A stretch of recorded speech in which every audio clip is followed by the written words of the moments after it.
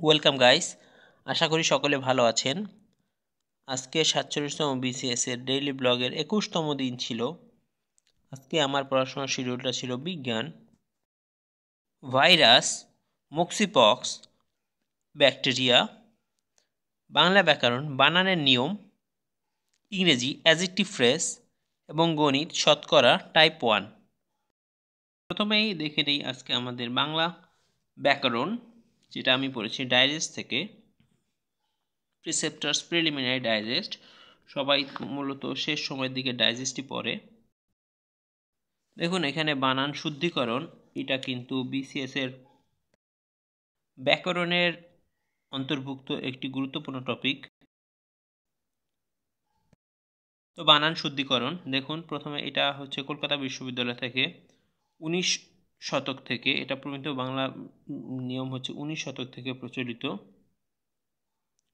রবীন্দ্রনাথ ঠাকুরের উদ্যোগের ফলে 1936 সালে হচ্ছে কলকাতা বিশ্ববিদ্যালয়ের বানানের নিয়মের যে শৃঙ্খলতা নিয়ে আসে।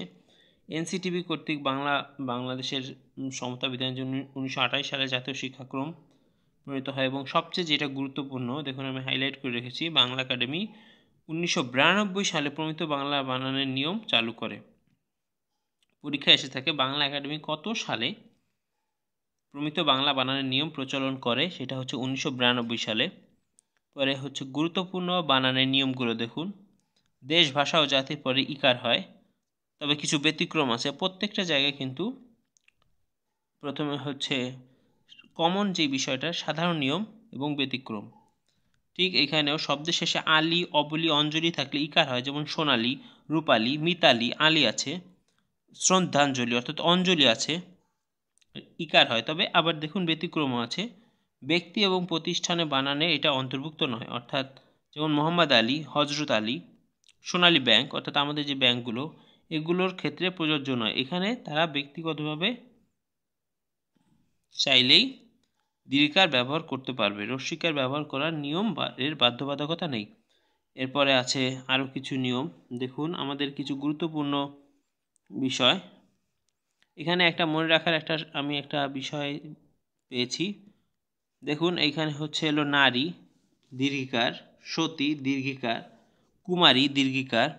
আমি একটা বিষয় মনে রাখবেন এভাবে, নারীরা লম্বা ও দীর্ঘ হয় এজন্য দীর্ঘিকার, নারীরা লম্বা লম্বা দীর্ঘ দীর্ঘ হয় এজন্য দীর্ঘিকার।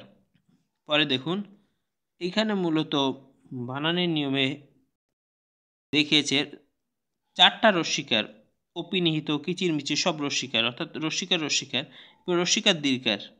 এরপরে রস্যিকার দীর্ঘার রস্যিকার, পিপিলিকা, বিভীষিকা, এই বানানগুলো পরীক্ষা এসে থাকে।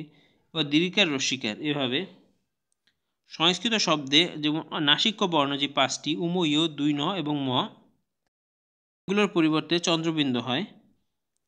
দেখুন শব্দের শেষে জীবী থাকলে দুটাই দীর্ঘিকার হবে, যেমন কৃষিজীবী, বুদ্ধিজীবী, আইনজীবী। দেখুন এইগুলো কিন্তু পরীক্ষা এসে থাকে প্রায়, যে জীবী, কৃষিজীবী নিচের কোন বানানটি শুদ্ধ, কৃষিজীবী থাকে অপশনে, বিভিন্ন থাকে। তো মনে রাখবেন জীবী থাকলেই দীর্ঘিকার, তবে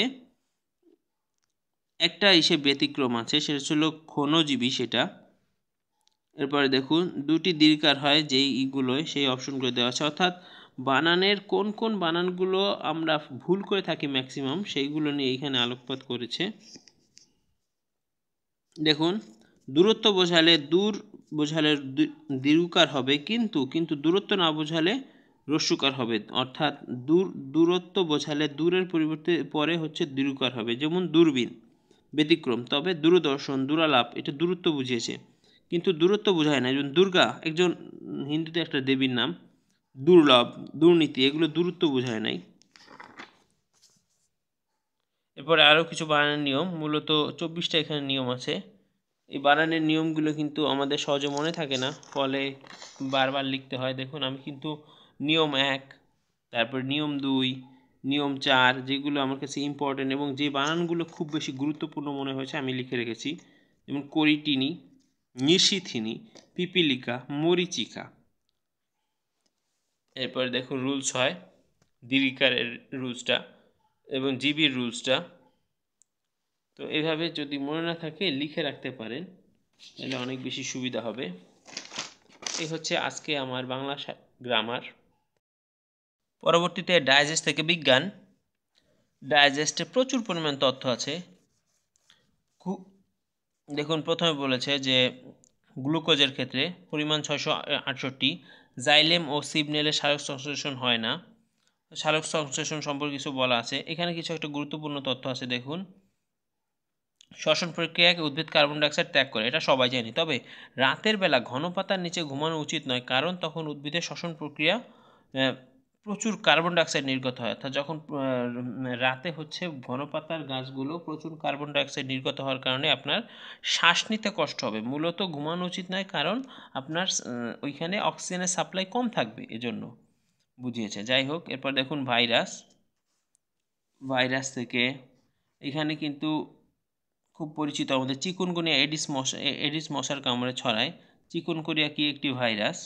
দেখুন, জলাতঙ্ক হচ্ছে র্যাবিস ভাইরাস থেকে। এটা কিন্তু একটু ব্যতিক্রম, আমি একটু দেখাই। দেখুন, হাম ভাইরাস, পোলিও ভাইরাস, হাম মোমেস ভাইরাস, ইনফ্লুয়েঞ্জা ভাইরাস, এরপরে Zika virus, dengue virus, jaundice, hepatitis, এটা সবাই জানে। তবে একটু ব্যতিক্রম, দেখুন জলাতন্ত, এটা হচ্ছে র্যাবিস ভাইরাস থেকে। লিখে রেখেছি ব্যতিক্রম, এজন্য এইটা আমি একটু হাইলাইট করেছি, যাতে সাধারণত কী হয়, একটু ব্যতিক্রমগুলোই পরীক্ষা আসে।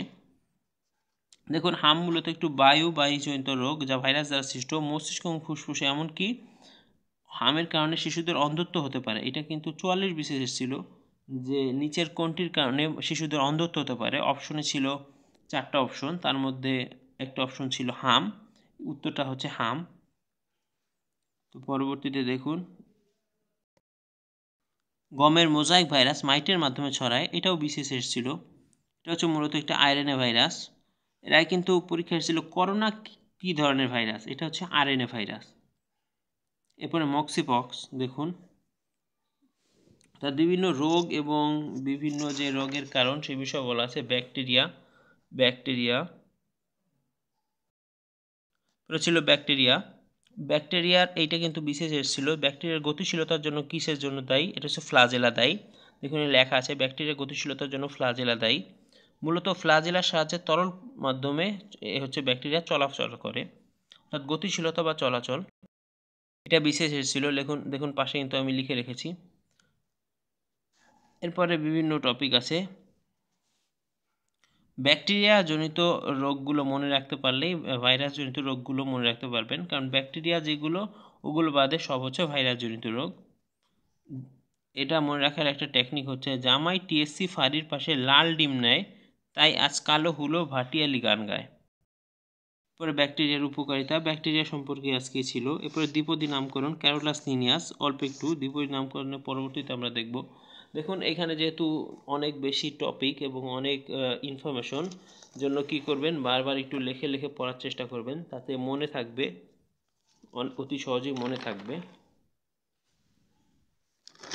তো করবেন যে একটু পড়বেন এবং লিখবেন। প্রচুর পরিমাণে লেখা এবং পড়ার মাধ্যমে আসলে এগুলো আমাদের আয়ত্ত করা সম্ভব। এই হচ্ছে আজকের বিজ্ঞান পড়াশুনো। পরবর্তীতে ম্যাথ দেখেছিলাম থেকে, এবং ইংরেজি দেখেছি প্রিমিয়ার থেকে। দেখুন প্রিমিয়ার কিন্তু বাংলা ইংরেজি গ্রামার এবং সাহিত্য দুইটিই আছে, এর আগেও বলেছি। তবে ইংরেজি গ্রামারের জন্য আমার কাছে খুব ভালো লেগেছে। এই বই থেকে সরাসরি বিসিএস এর প্রশ্ন এসেছিল, তো এখান থেকে আপনারা পড়তে পারেন, আশা করি ভালো লাগবে। দেখুন অ্যাডজেক্টিভ ফ্রেজ, আজকে পড়লাম অ্যাডজেক্টিভ ফ্রেজ, কিছু নোট। অ্যাডজেক্টিভ ফ্রেজের আগে অবশ্যই নাউন থাকতে হবে। দেখুন এইখানে কি বলেছে, এই আন্ডারলাইনটা হচ্ছে অ্যাডজেক্টিভ ফ্রেজ। পরে কিছু রুলস দেওয়া আছে, কিছু উদাহরণ এক্সাম্পল দেওয়া আছে। অ্যাডজেক্টিভ ফ্রেজ এবং নাউন ফ্রেজের সাথে কিন্তু মিল আছে। নাউন এবং অ্যাডজেক্টিভের সাথে সবসময় সম্পর্ক থাকে। এটা পুরাতন কিছু না, নতুন কিছু না, সরি, এটা পুরাতনই বিষয় যে নাউন এবং অ্যাডজেক্টিভের সাথে সম্পর্ক থাকে। দেখুন ডিটারমিনার এবং প্রিপোজিশন অথবা কনজাংশনে ফুল স্টপের মাঝে দুটি ওয়ার্ড থাকলে প্রথমটি নাউন ফ্রেজ, দ্বিতীয়টা হচ্ছে অ্যাডজেক্টিভ। দেখেছেন যে নাউনের সাথে সবসময় অ্যাডজেক্টিভ এটা সম্পর্ক থাকে, এটাই দেখালাম। তো এইটুকুই ছিল আজকে হচ্ছে অ্যাডজেক্টিভ ফ্রেজের মোট 4টা রুলস। আজকে অ্যাডজেক্টিভ ফ্রেজ শেষ। তাহলে আজকের ইংরেজি পড়াশোনা। পরবর্তীতে গণিত, আশরাফুল স্যারের ককটেল ম্যাথ প্রিলি থেকে।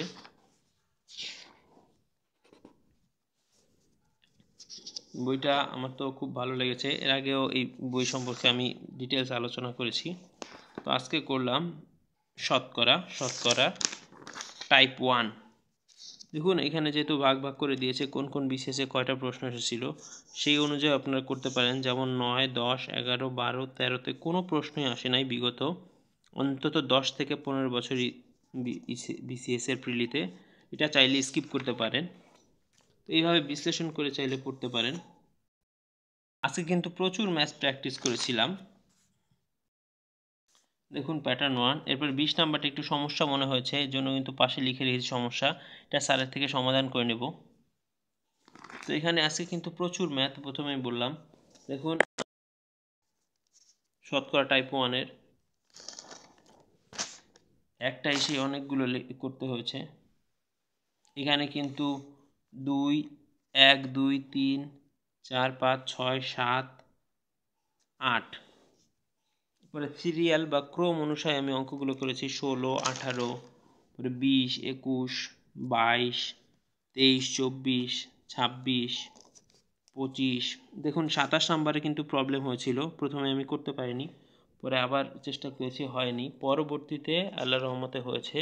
27 নম্বরটা মূলত একটু জটিল ছিল অঙ্কটা। দেখুন নম্বরটা ছিল 15.6 এর 8% সমান কত। তো এখানে একটু প্রবলেম হয়েছে, যদিও এখান থেকে মনে হচ্ছে সহজ, কিন্তু আমার হয় কি সহজ অঙ্ক করতে গেলে তখন সময় ভুল হয়ে যায়। দেখুন এখানে পরবর্তীতে কিন্তু কিছু সেলফ প্র্যাকটিস ছিল। 34, 35, 36 এবং 37। প্রত্যেকটা অঙ্কই কিন্তু করেছি। 34, 35, 36, 37, 38, 37, 34, 35, 36, 37, 38 সবগুলোই করা হয়েছে। এরপরে আরও কিছু সেলফ প্র্যাকটিস করলাম। প্রথমে দেখুন অঙ্কটা কিন্তু মেলেনি, পরে আবার করেছি। তো প্রথমে না মিললে আর একবার করবেন, করলে ইনশাল্লাহ হয়ে যাবে। দেখুন এখানে একটা বিষয়, টাইপ 1-এ কিন্তু 60টা অঙ্ক, টাইপ 2-তে 31টা, টাইপ 3-তে 11টা এবং টাইপ 4-এ 30টা, মানে অর্থাৎ 1 থেকে 4 পর্যন্ত এতে টোটাল হচ্ছে 72টা অঙ্ক 1, 2, 3-এ। তার মধ্যে একই শুধু 60টা, অর্থাৎ এইখানেই সবচেয়ে বেশি অঙ্ক ছিল। এর জন্য আজকে কিন্তু এখানে করতে বেশি সময় লেগেছে। আজকে কিন্তু মোটামুটি শেষ, ম্যাথ করা শেষ হয়ে গেছে। তো এই হচ্ছে আজকে সারাদিনের পড়াশোনা। ধন্যবাদ। ভালো লাগলে চ্যানেলটি সাবস্ক্রাইব করুন। আসসালামু আলাইকুম।